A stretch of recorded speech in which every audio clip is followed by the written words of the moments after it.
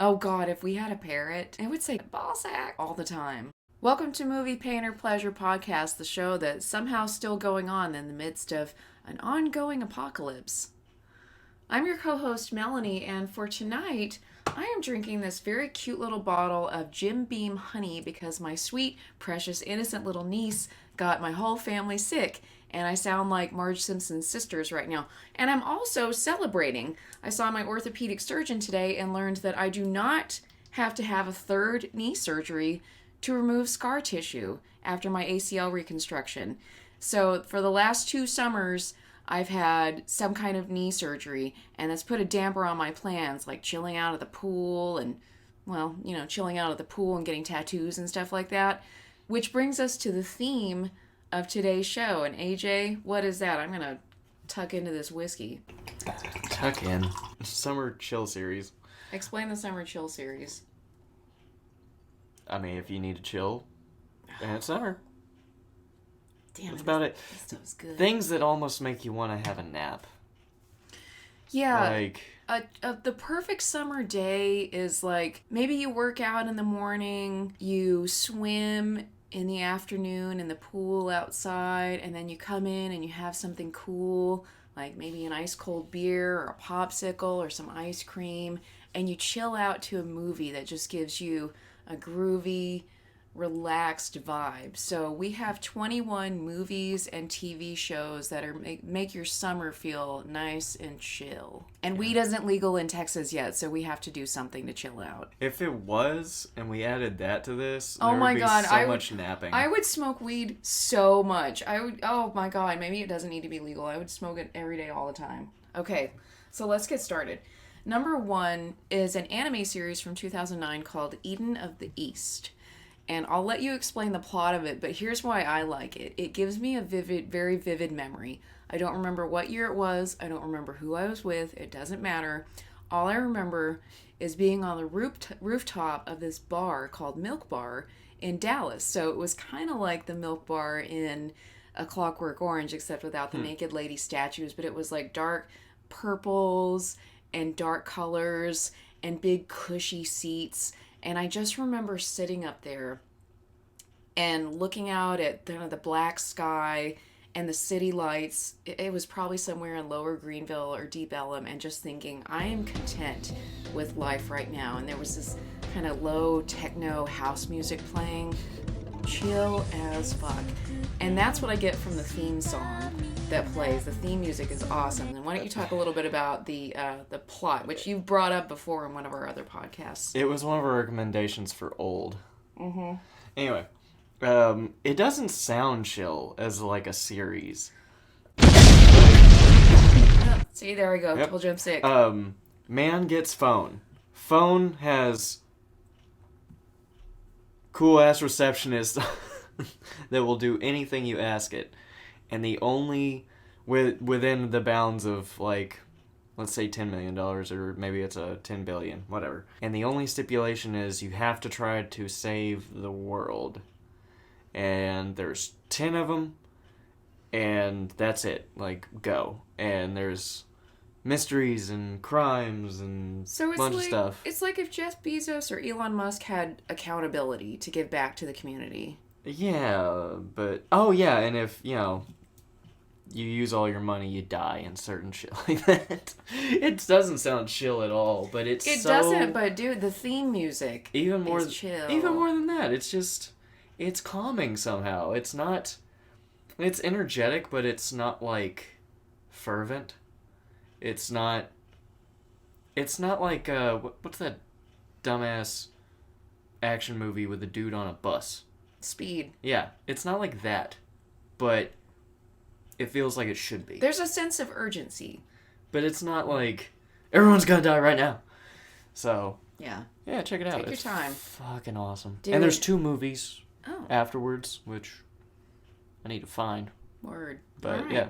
So this number 2 is also an anime series based on a manga, Fruits Basket, which first ran in 2001, and then there was a reboot from 2019 to 2021. And AJ told me about it years ago, And he said, one of the things was, it's super chill. It is and it isn't. There's some moments of drama and peril, and we were on the edge of our seats with some episodes, and I, like, sobbed, cried though. with one of them, though. Yeah. The original is super chill. The original is chill as fuck.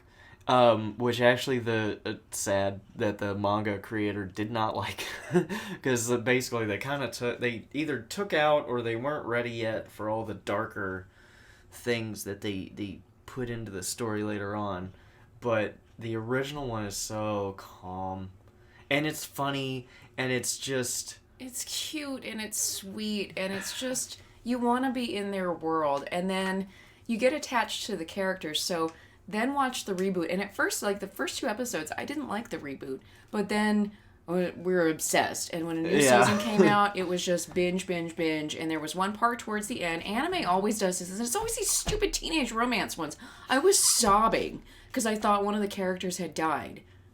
She didn't, but I was just... my heart was torn out of my chest. Anime has a way of doing that with these love stories.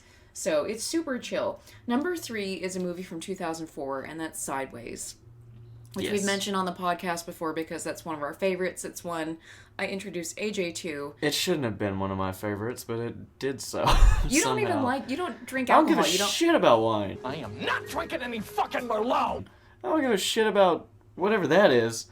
This is Jim Beam. I hate all alcohol, but I don't know, man.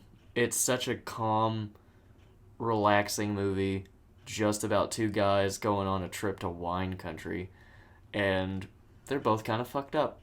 And so it's Paul Giamatti and Thomas Hayden Church, and they're so funny together. And Miles, the character, Paul Giamatti plays it with such pathos. He's pitiful and he's pathetic and he's unlikable, but your heart breaks for him. The way he acts this role is so heartbreaking, and there's some really touching moments. There's a scene where they're at a restaurant and he gets drunk, and the way they film it, like, I have felt that kind of drunk.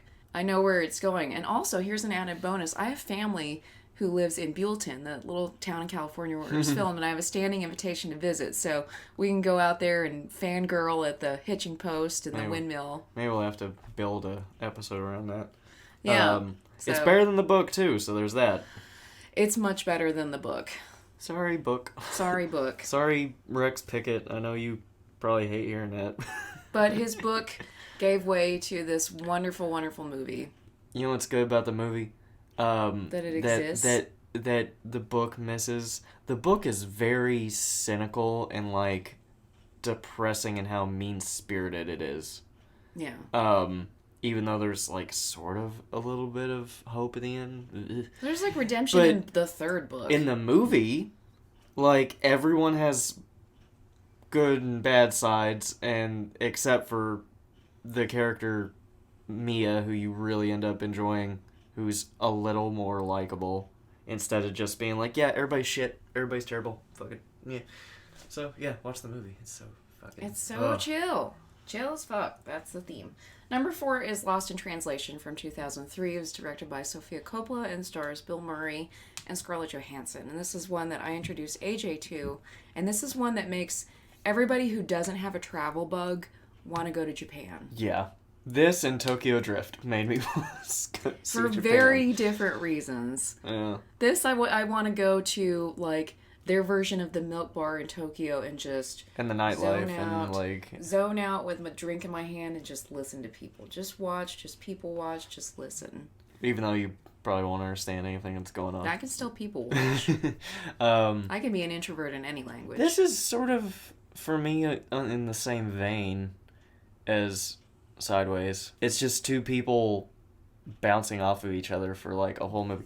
And it sort of has a little bit of, like, a safe romance thing going on, but it's not super energetic like a fresh romance usually is, where they're like, we gotta do this, we gotta do that, we gotta No, it's they're just like enjoying each other's company and helping each other deal with being in a weird place. 2 humans existing with each other, and that's just pleasant and calm. I need to cough, excuse me.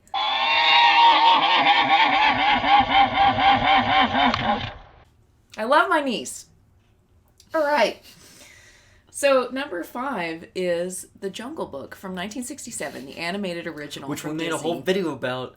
Watch it. Yes, we made a whole video about 5 different versions of The Jungle Book.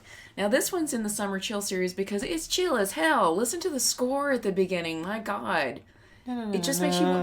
The clarinet and the oboe, you just want to go, lay up, curl up on a pile of leaves and go to sleep. But don't do it, because the outside world is definitely dirty and bugs will attack you. Oh, mosquitoes love me. You want to, climb on a tree and just fucking lay out. Let Ka sing you to sleep. Don't do any of these things. Don't do that. Ka will eat you.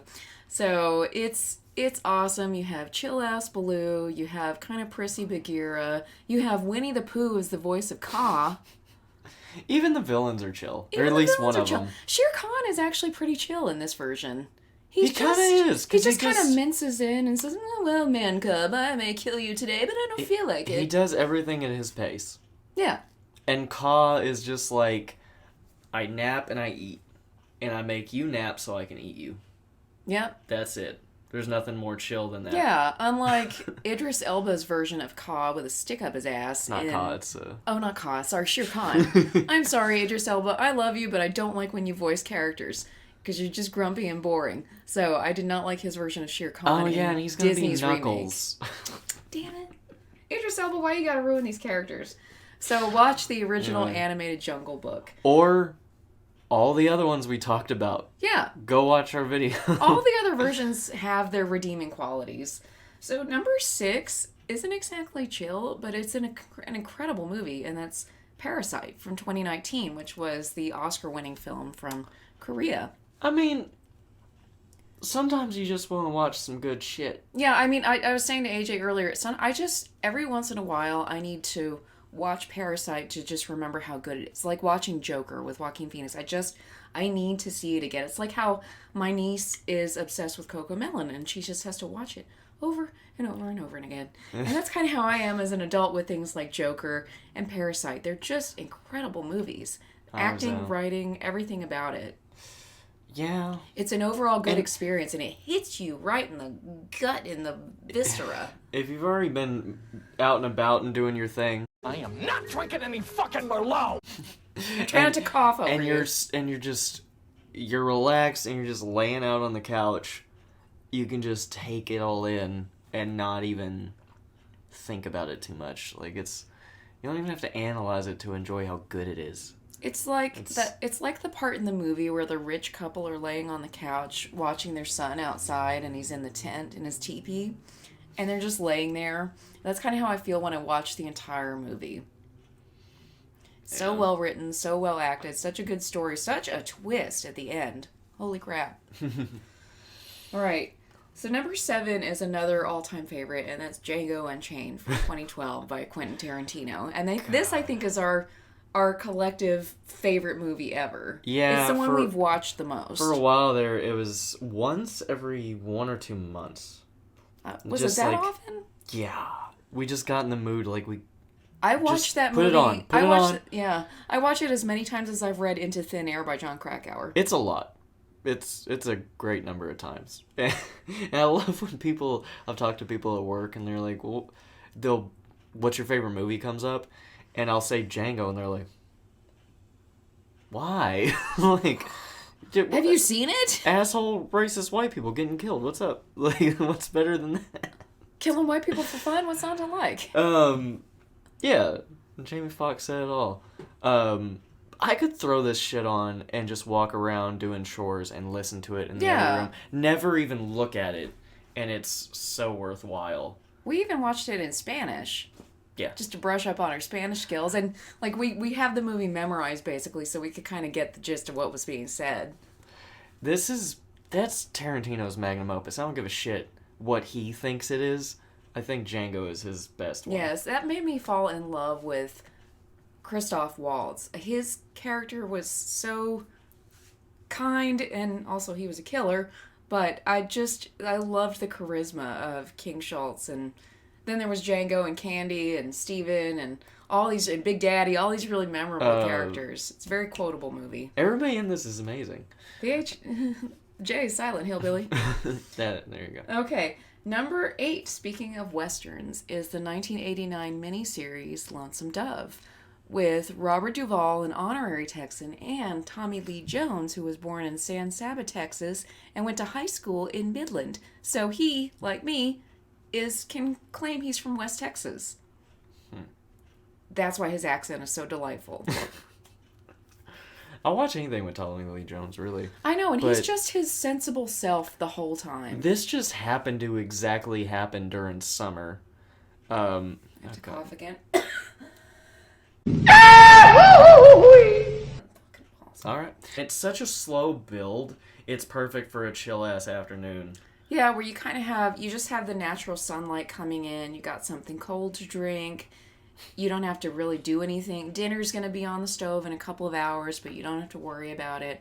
So we have Gus and Call, I think, are the two main gentlemen, and Gus is very jolly and funny, and and Tommy Lee Jones plays the straight man to the hilt. He is wonderful. He has the best line in the entire series. Biscuits? He likes biscuits and whores. And it's so good. And it's sad in some parts, and it's exciting in other parts, and there's really good characters all throughout. See, we just sound chill, like, talking about these. This just makes my accent come tumbling out. But, everything I've been trying to hide. Shit. Because I didn't want to sound like the rednecks I grew up with. Now that summer's coming around, we can watch it again. We've only seen it the once. Yeah. And we can take our time and just... And just let it draw out like a long Texas summer. Which is going to be long because summer ends around October here. Yeah. So anyway, number 9 is She's Out of My League from 2010, starring Jay Baruchel and Alice Eve. And this was such a summer chill movie that AJ fell asleep one afternoon when we put this movie on. So this is cute. It's a romantic comedy in kind of a different way. It's just... And it's nice. raunchy in some ways, but it's cute. It's just nice. Like, it's a dorky guy who meets a hot girl and she falls for him and hilarity ensues. They treat every sitcom couple the way shit would maybe actually happen in real life. Not like super realistic, but like more realistic. Every fucking sitcom from the 90s and 2000s was ugly, weird, or fat-ass looking dude with hot, skinny, funny chick. Like, every single one of them. Except for Everybody Loves Raymond, I hated his wife. But, like, Leah Remini and, what's his name? King of Queens. Yeah, that guy. That was always the setup. Or even animated ones, like Homer and Marge, and Peter and Lois, and so... a really skinny, awkward, but nice dude gets hit on by a hot-ass chick and doesn't know what the hell to do with it. That's all you need. It's cute. It's funny. All right. Number 10 is Adventureland from 2009, starring Jesse Eisenberg and Kristen Stewart. It's a summer film, so... Need to cough again. Explosions! I'm trying to get my coughs out so I don't have to cough over when you're talking and I can edit this out. Fuck! Motherfucker. It's gonna be a lot editing. I know. Or leave it in because it's funny. I don't know. Right. It's a summer film, so it's perfect to be in the Summer Chill series. Yes, and they use one of the chillest songs of all time. The soundtrack is great, but they use the song Tops by the Rolling Stones from the album Tattoo You. And if you know that song, then you're a real Rolling Stones fan. That is the chillest song ever. They also have Amadeus. Rock Me Amadeus? Over Oh my god, over I hate that song so much. And that's the point of it, playing over and over again, but... the rest of the soundtrack, including Tops by the Rolling Stones, is really, really good. And it's just... like... another weird, awkward, skinny dude trying to, like, figure out the way he... I don't know, the way he feels about life, I guess, at the moment. Yeah, life, and a girl happens to be in the picture, and it kind of makes me think about back when gas was cheap enough to do this, like driving around with my friends at night, out in West Texas, out with just the black sky and the stars, and you're listening to music, and there's an emptiness, but it's calm. I think it does... it does, if you're, well, depending on what age you are, it does give you that feeling of sort of nostalgia for being, like, right at the end of high school or about to leave high school or whatever, And I know, life's supposed to get better, but at least back then, there's no real responsibilities for the most part, and there's all this shit you don't know about the world, so you still have a little bit of hope, and you're free to kind of figure out what you want to do next to some degree. It just has that vibe. Yeah, it definitely has a chill vibe. Just sit outside at night, look at the stars, and try to think what you're going to do next. Yeah. Small town people here, if you couldn't tell. Very nostalgic for that. Number 11 is Dirty Grandpa from 2016 with Zac Efron and Robert De Niro. Oh, God. It makes me want to go to Florida, and I bet it sucks. I bet Florida is god-awful. But it makes me want to go there. It's fucking Robert De Niro fucking around with Zac Efron like he's his grandson, because that's the setup, and just talking shit to him the whole time. Yeah, he chases girls, he does drugs. There's a little bit of, a cliche setup of, this person. I mean, most of the time I think it's a chick, but at least this time it's a dude. This guy is gonna get with the wrong girl, and and it's someone from the outside, shows him that life can be different.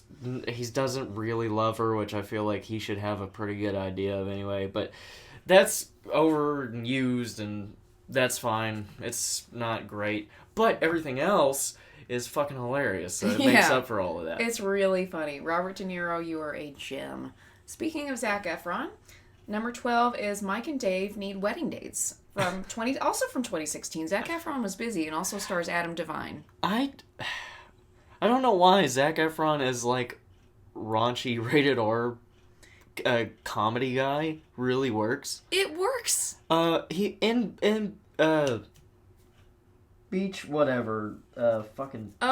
Baywatch. Baywatch. The same shit. They're all just sort of raunchy comedies with Zac Efron, and somehow he's really good. And he's always funny as the slightly confused straight man, which is going to come into play at the end of this series.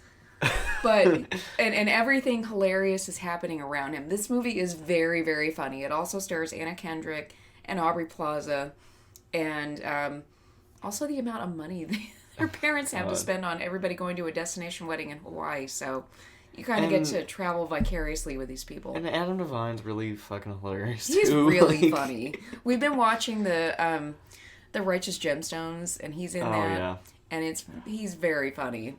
I don't think Mark watches my channel. I hope he does. But if you ever see this video, you are Adam Devine. Yeah, he's your twin. If you were white, that's you for real. In both of these, in Righteous Gemstones and in Mike and Dave. Yeah.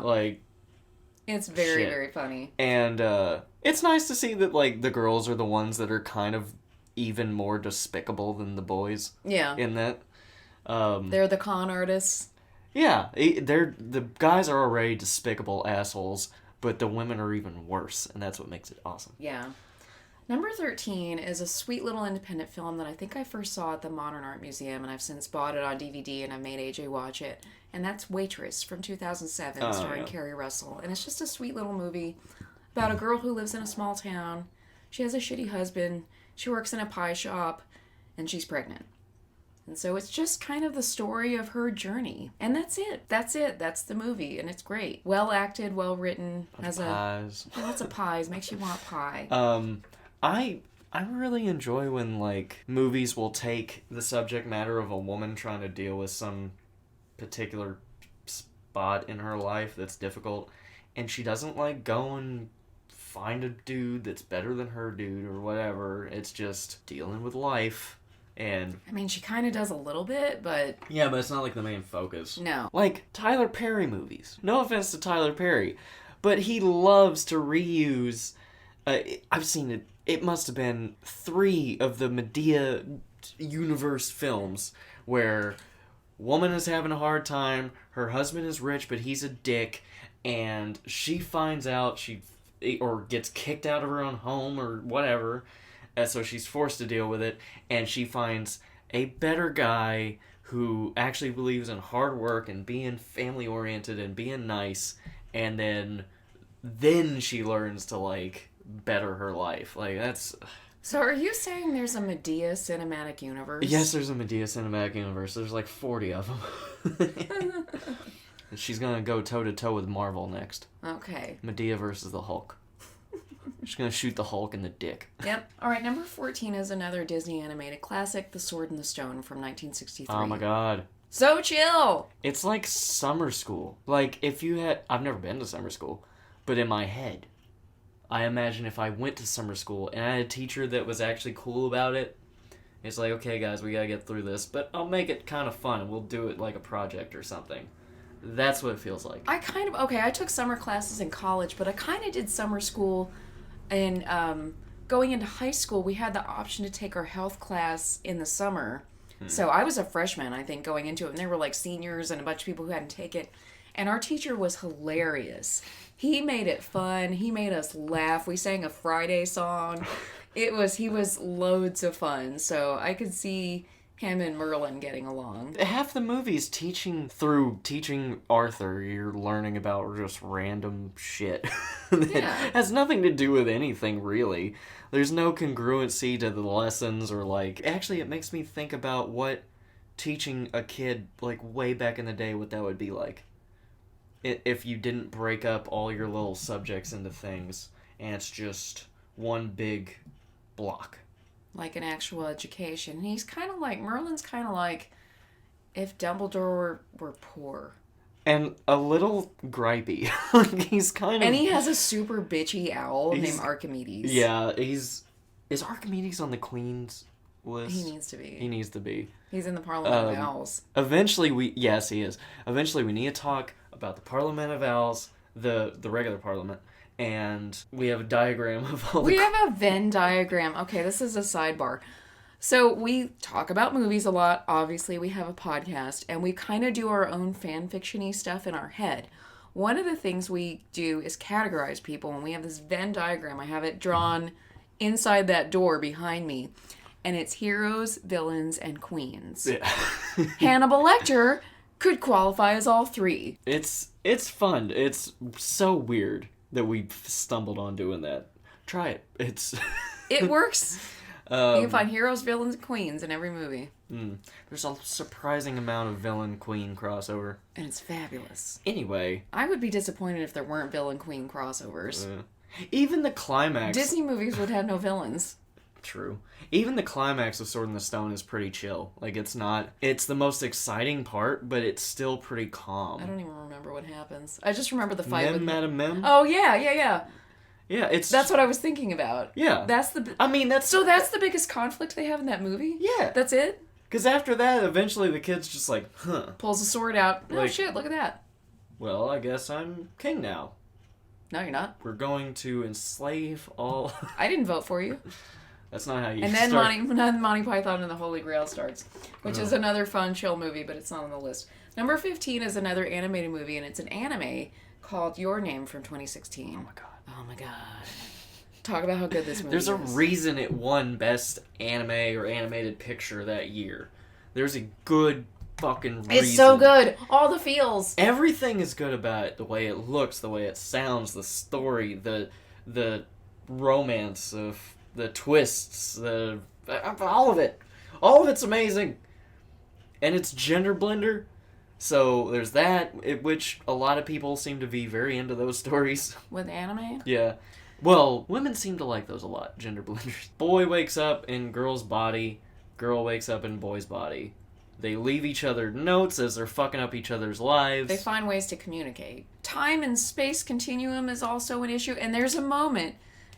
You watch it first, and then watch it with a friend, because AJ had seen it first, and then he was with me when I watched it, and you get to a part where you think all hope is lost, and I was like, no!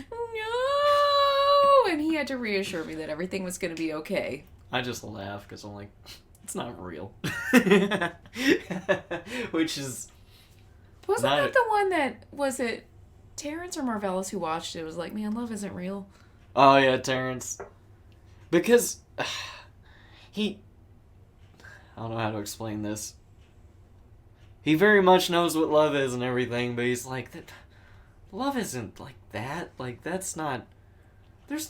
There's nothing as good as what's on this movie. This has forever ruined the concept of It love. just made him depressed. Yeah, okay, number 16 is another love story anime that's not quite as impactful as Your Name, but it's pretty good, and it's called Weathering with You from 2019, and it has one of those supernatural elements that anime can get away with. This is made by the same director. Yeah, so it looks very similar. It has a very similar premise. And water's gonna look fucking legit. Oh, yeah. Yeah. It has a similar premise. There's a girl and a boy who meet through a magic something that's not explained. That's fine, because it's just supposed to be kind of whimsy. Wherever that goes. The boy, I believe, is homeless and working for a newspaper, and the girl almost also homeless? I forget, but See, she can control the weather. Yeah.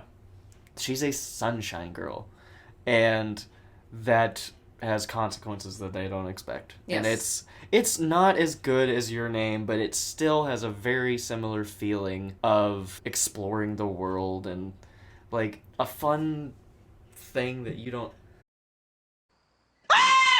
Sorry. having a fun power or situation you feel like you would enjoy being a part of. And so 17, our triumvirate of romance animes. This one was almost so chill that we thought it was going to be boring, but it actually was ending really good, and it made me cry. Words Bubble Up Like Soda Pop from 2021. It's super chill, and I mean it's about summer. It's almost like she said, too much so, because it almost feels like the story's never going to really start. And then you feel like it's never going to resolve itself. And then by the end, oh my God. Waterworks! You can't help it. As the ghost in Scrooge says, Niagara Falls. I'm It's just crying my eyes out at the end of this anime movie. So, influencer girl somehow meets Shy boy. shy to almost autistic He kid. likes haiku. And he learns to communicate with others by being interested in this girl, and they kind of go on a random mission to find just a record for an old man. His wife sang on it, and she was dead, and he wanted to hear her voice again. And you That's guys, all you need. when they play the song and you see his reaction, I was crying. Oh, God. But it's so slow. You gotta be ready for that. And it has one of those moments where you're like, no, all hope is lost. I get so emotionally invested in these stupid teenage romance animes. Also, the animation is super weird. Like, not in a bad way, just very interesting. A lot of people won't understand this, but if anybody watches anime, the opening of, I think it's the first or second opening of Naruto Shippuden, where all the characters look kind of flowy when they run. That's what it reminds me of. Which you don't know that either, but that's fine. No, I don't. I'm a pedestrian anime fan. All right, changing lanes. Number 18 is Magic Mike XXL from 2015, and we've talked about this before on our podcast. Movie. It's so silly. It is just a fun romp the entire time. It's a silly dude trip. It really is, and there's lots of eye candy for the ladies and the dudes and anyone who likes to look at hot men, and it's hysterical. The music is good. It's none of the drama. The first one was actually a really good character piece and drama and slice of life, and it was sad and bleak. Yeah. And there's none of that. The second one is just complete fun. It's even sort of positive. They're just like, we just want one last ride. Yeah, we're all gonna... just supporting each other. It's fun. I want to watch it again. In fact, after... I'll be watching this. This is a funny moment. So, after the last video we were talking... What list was it we were making where we threw that in there? I don't remember. Oh, it was dance movies. Okay, our favorite dance movies. So we mentioned that in that movie, in that episode, and a couple days later, I get a call from my dad, and he's just like, "Hey, so I was watching your video, and yeah, that place, what's it called? I used to work at it in Houston, And we got around about, and he's like, well, you were talking about that movie with that Channing Tatum guy where he's a stripper or something. I was like, yeah. He's like, yeah, I worked at that place, La Bear. I was like, what the fuck? And he's like, yeah, I used to bartend there. Bartend. Not dance. Bartend. And I was like, what the fuck? Because I've heard all of my dad's stories, and he's got a bunch of them. Football stories and dad stories, like a nightclub managerial type stuff. Your dad had the brightest twinkle in his eye when he told me how he took a guy down when he was a bouncer at a club. I've never seen someone sparkle so much. That's what he told me that story. He's a very man. He's got good stories. So I know all these stories. I've never heard this one. So that was the shit. I'll leave it at that. He used to work over there. And one night, I'll add a little bit more. This is the best part. One night, you might be thinking of a different part. They did this thing where they would make the waiters like come in and dance on their nights, just like one night out of the month. And my dad saw it coming up, and he's like, "No, give me that night off. I need to do something." And then he came in during that shift just to watch the other waiters have to do this shit in front of everybody. Okay, no, I'm thinking of the other story that's even better. So apparently, he was like, yeah, then one night, Mom came in with all of her girlfriends. So I was like, what the fuck? So my grandmother, who raised me, came in with all her girlfriends while my dad was being a bartender to La Bear of Houston, which is what Magic Mike is based off of. So that happened. I don't know my family. I don't think I can top that story. So we'll just leave it at that. We can move on. Number 19 is Tropic Thunder from 2008. It will never not be hilarious. It's so funny. It is so funny. And I don't even... Damn you, Tom Cruise. You're the funniest part of this movie. You're crazy, but damn you, you're funny. I don't even know. People have talked about if it could be made today, and, I don't know. I don't know. I feel like it might not get away with some stuff. But it's so fucking funny. It's like so Blazing funny. Saddles. Like, I don't know if it could get I don't made think today. You can make Blazing Saddles today. But it's so hilarious. It's so fucking good. And Tropic Thunder... And they're aware of the joke. They're poking fun at the very institutions that you want to criticize. They're making fun of actors being this level of doucheness that they think that they can get away with doing blackface and having a problem with their possibly mentally handicapped child and things like that. And just all the horrible actor things and producers like Les Grossman. I felt like Tom Cruise took that role really personally. Like, he knew people like Les Grossman, and he was going to show it. Apparently, the story is that Ben Stiller was writing the script, and he wanted Tom Cruise in it, and he sent it over to Tom Cruise, and I think he only had a bit part.